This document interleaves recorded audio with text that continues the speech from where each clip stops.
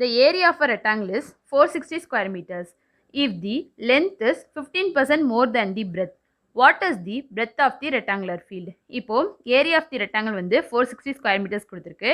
இப்போ ரெக்டாங்கிளோட லென்த் வந்து பிரெத்தோட 15% எக்ஸ்ட்ரா இருக்கா?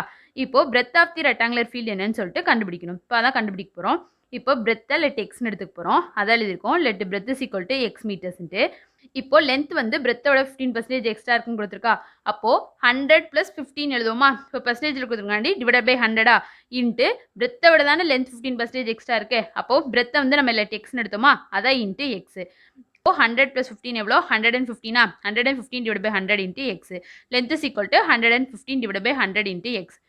Area of the rectangle formula என்னது? லென்த் இன்ட்டு பிரெத்தா? அதான் therefore area is equal to length into பிரெத்னு எழுதியிருக்கோம். இப்போ இதை சப்ஸ்டிட் பண்ண போகிறோம். லென்த் எவ்வளோ கண்டுபிடிச்சிருக்கோம்? 115 டிவைட் பை 100 இன்ட்டு எக்ஸா? அதான் சப்ஸ்டிட் பண்ணியிருக்கோம். இன்ட்டு பிரெத்தை லெட் எக்ஸ்னு எடுத்தோமா? அதான் into X is equal to area of the rectangle 460 square metres கொடுத்துருக்கா? அதான் ஈக்குவல் டு 460. இப்போ எக்ஸை மட்டும் ஈக்குவலுக்கு இந்த சைடு வச்சுக்க போகிறோம். இப்போ X square is equal to 460 into 100 divide by 115 இப்போ இதை இன்ட்டு பண்ணி கேன்சல் பண்ண அப்படின்னா 400 இப்போ X square is equal to 400.